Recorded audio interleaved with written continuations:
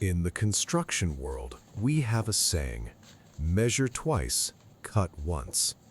In the world of property disputes, the saying should be, check the deed twice, because the city doesn't care about your feelings. My name is Jim.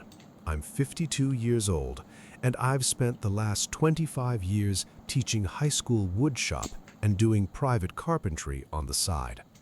I live in a brick ranch house in a suburb outside of Charlotte, North Carolina. My lot is deep, about 300 feet, and for 20 of those years, it was bordered by a fence I built myself. That fence wasn't just a boundary. It was 6-foot-tall, pressure-treated vertical grain cedar. I hand-picked every board. I sunk the 4x4 posts 3 feet deep and surrounded them with high PSI concrete. I didn't build it on the property line. I built it exactly 4 inches inside my line, just to ensure that if a neighbor ever wanted to hang a birdhouse on it, I'd have the legal right to say no. When the house next door sold last April for $650,000, way over asking, I knew things were going to change. The buyers were Blake and Courtney. Blake is a junior VP at a private equity firm who wears suits that cost more than my first truck. Courtney is a house flipper who spent the first week filming TikToks in the driveway talking about maximizing ROI through aggressive landscaping. They didn't just want to live in the house, they wanted to turn it into a suburban resort. And they decided my 20-year-old cedar fence was an organic obstacle to their vision.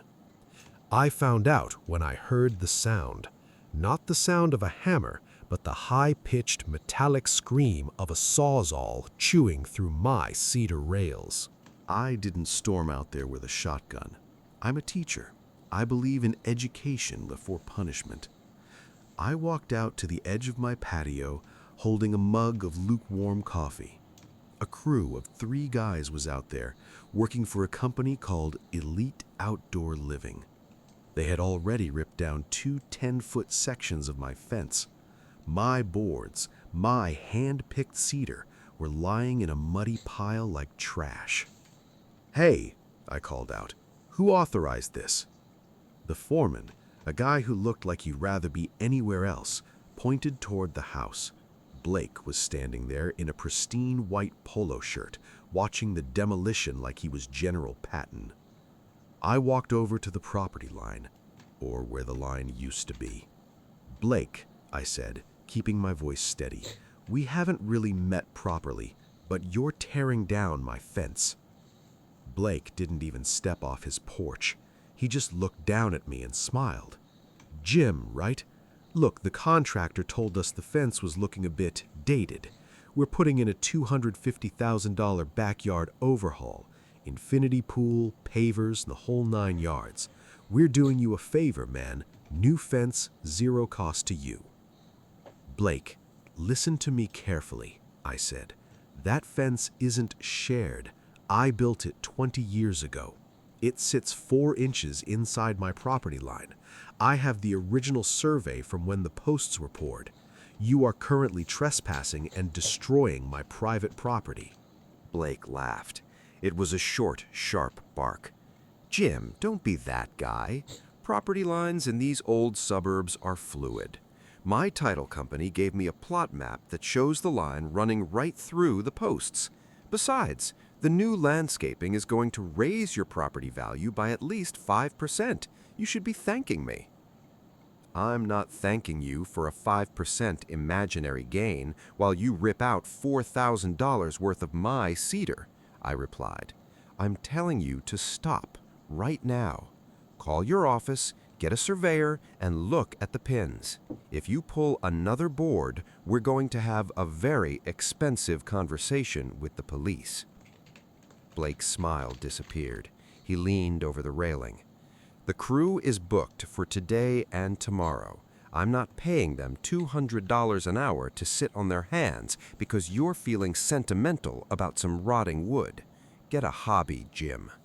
He turned around and walked inside. I didn't yell. I took out my phone and recorded a 30-second video of the crew continuing to work, and I made sure to get Blake's face in the frame as he walked away. Then I went inside and did what any smart American homeowner does. I went to the post office and sent a certified letter with return receipt requested to his address. In that letter, I stated clearly, "The fence is private property. You have been verbally warned. Cease all work immediately or face legal action for encroachment and property damage." He signed for it the next morning, and then he ripped out the rest of the fence. By Thursday, my backyard was wide open. It felt like someone had ripped the clothes off my house. But I wasn't just sitting there moping. I was doing my homework. See, Courtney's TikToks were a gold mine. She was posting daily updates. Day 4, excavating for the 40,000-gallon saltwater pool. Or Day 6, why we chose 24-inch Italian travertine for the 2,000-square-foot patio. As a woodshop teacher, I know a thing or two about building codes. I looked at the massive hole they were digging for the pool. I looked at where the travertine was going to be laid, and then I went to the Mecklenburg County zoning portal. Our county has a very strict impervious surface rule. Because of the way the drainage works in this area, you are only allowed to cover a certain percentage of your lot with things that don't absorb water, like concrete, pools, and pavers. If you go over that limit, you have to install an incredibly expensive engineered drainage system to prevent your runoff from flooding the neighbors. I also looked at the setback requirements. For a pool in our zone, the water's edge must be at least 10 feet from the property line. I walked out to my yard with a long-range laser measure while Blake was at work. Their edge of the pool excavation wasn't 10 feet away. It was 4. The total area of their new patio plus the pool and the house footprint, it was going to cover roughly 65% of their lot. The limit in our zip code is 45%. Blake and Courtney weren't just being aggressive, they were being illegal. They hadn't pulled a single permit for the pool or the total hardscape. They were likely using a cash and carry contractor who promised to get it done before the city notices. This is the grind set logic. It's easier to ask for forgiveness than permission. But Blake forgot one thing. I'm an engineer at heart, and I wasn't going to ask for forgiveness. I was going to ask for a stop work order. I called Frank. Frank has been a city building inspector for 30 years. He's the kind of guy who carries a copy of the International Residential Code in his glove box like it's the Bible. I've known him for a decade through the school board. "Frank," I said, "I've got a neighbor who ripped out my boundary fence and is currently pouring a pool 4 feet from my line without a permit." Frank sighed. I could hear his chair creak through the phone. "Jim, I'm buried in paperwork. Is it just a fence dispute? Because I don't do petty." "Frank," I said, "he's at 65% impervious surface on a half-acre lot. He's about to dump all his rainwater directly into my crawl space, and he's doing it with a crew that doesn't have a single permit sticker on their trailers." There was a silence on the other end. "I'll be there in 20 minutes. While I waited for Frank, I called a professional surveyor named Sarah. I told her I needed the gold standard survey. I wanted the iron pins found, verified, and I wanted a construction encroachment report signed and sealed. Sarah showed up with her GPS transit and a metal detector. Within an hour, she had found the original 1970s iron pins buried deep under the mud the elite living crew had tossed around. She hammered in a series of 4-foot-tall wooden stakes topped with bright pink ribbons. One of those stakes was exactly 6 inches away from the edge of Blake's new pool hole. "He's not just in the setback, Jim," Sarah said, checking her iPad. "His modern horizontal fence footings, they're 2 inches onto your dirt. He literally tried to steal your land to make his yard feel wider." Just then, Frank's city SUV pulled into the cul-de-sac. He didn't even have to get out of the car to see the scale of the disaster. He walked over to the property line, looked at the pink flags Sarah had just placed, and then looked at the massive concrete mixer truck that was currently backing into Blake's driveway. The elite living crew was ready to pour the pool shell. That's a $50,000 one-shot process. If you stop the pour halfway, the concrete cures unevenly, and the whole pool is ruined. Frank walked up to the foreman. "Stop the truck," he said. The foreman looked at Frank's city badge and his neon vest. "We're mid-pour, man. We can't stop." "I don't care if you're mid-heart attack," Frank barked. "Turn that mixer off and tell the owner to get out here, now." Blake came running out, his phone pressed to his ear. He looked at me, then at the pink flags, then at Frank. He didn't look like a VP anymore. He looked like a man who was watching his ROI evaporate in real time. "What is the meaning of this?" Blake yelled. "I have a contract. I have a timeline." Frank pulled out a stack of neon red notice of violation forms. "The meaning," Frank said, "is that you are in violation of 3 city ordinances, 2 county drainage laws, and you're encroaching on your neighbor's land. Do you have a permit for this pool?" Blake stammered. My contractor said he handled the paperwork." The contractor lied. Frank slapped a red tag onto the side of the concrete truck's cab. "And since you don't have a drainage plan for this 65% impervious cover, I'm issuing a total stop work order. Nothing moves on this lot, not a shovel, not a board, not a drop of concrete. If this truck pours, I'm calling the sheriff to impound the vehicle." The foreman immediately signaled the truck driver. The mixer stopped turning. The $15,000 worth of high-strength wet mix concrete was now a ticking bomb inside that truck. The sound of a concrete mixer stopping is a very specific kind of silence. It's not peaceful, it's heavy. It's the sound of $15,000 worth of liquid rock beginning to turn into a solid, useless block inside a very expensive drum. The driver of the concrete truck, a guy named Big Sal, who looked like he'd been hauling aggregate since the Nixon administration, climbed down from his cab. He didn't look at Blake. He looked at Frank, the inspector. "Hey, City," Sal said, spitting a bit of tobacco juice into the mud. "If this drum stops turning for more than 40 minutes, I got a hot load. If this stuff sets up inside my mixer, it's a $250,000 repair. Who's paying for the washout?"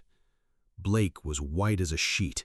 He was pacing in circles, his pristine white on-cloud sneakers now caked in the red North Carolina clay he'd spent so much money trying to cover up.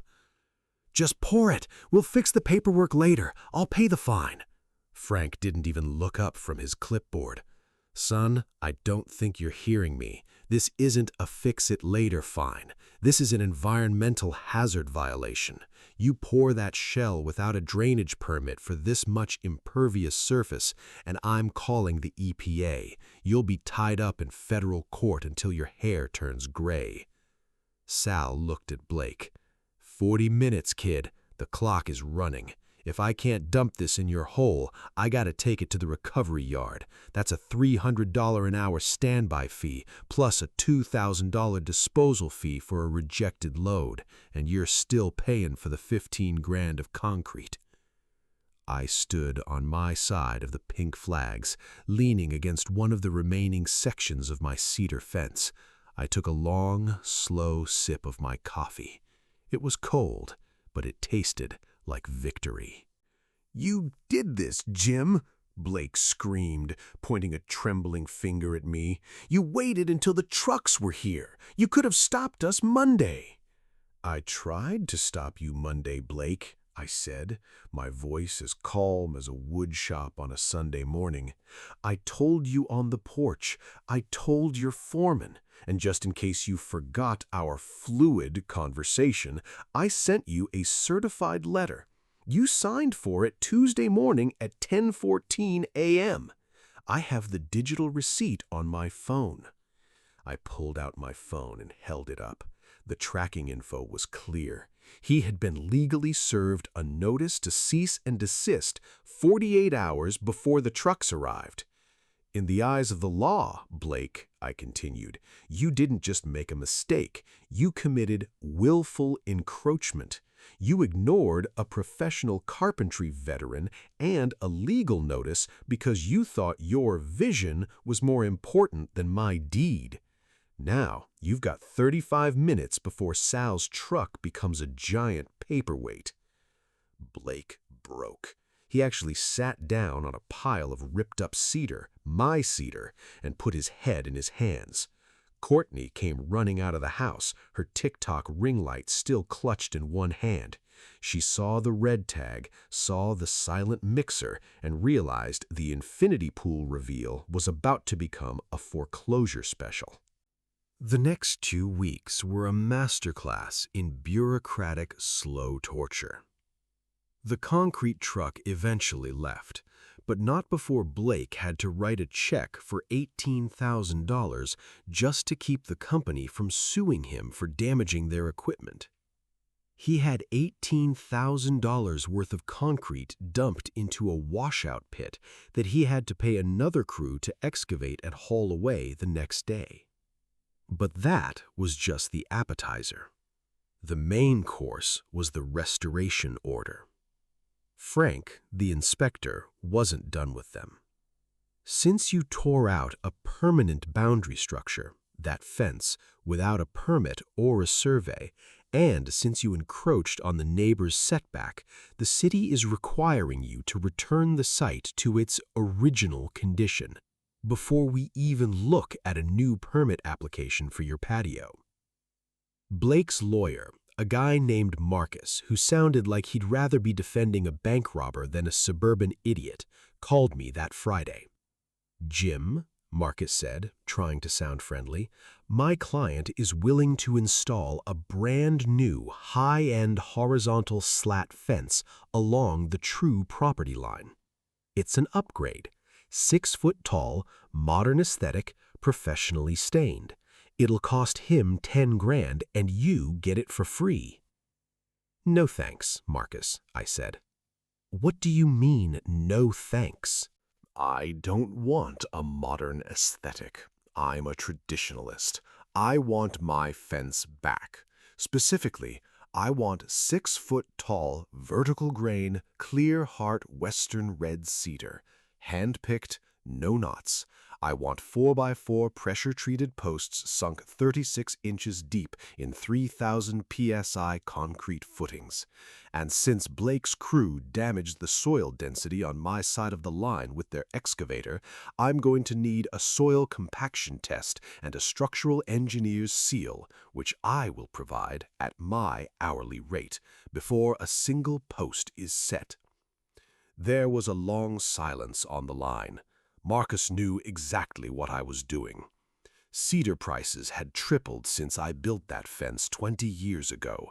Clear heart vertical grain cedar is the Ferrari of fencing materials. To rebuild that 300-foot stretch today with the engineering specs I was demanding, it was going to cost Blake nearly $35,000. "Jim, that's punitive," Marcus stammered. "No, Marcus, it's restoration to original quality. Your client admitted to the foreman that the wood was dated.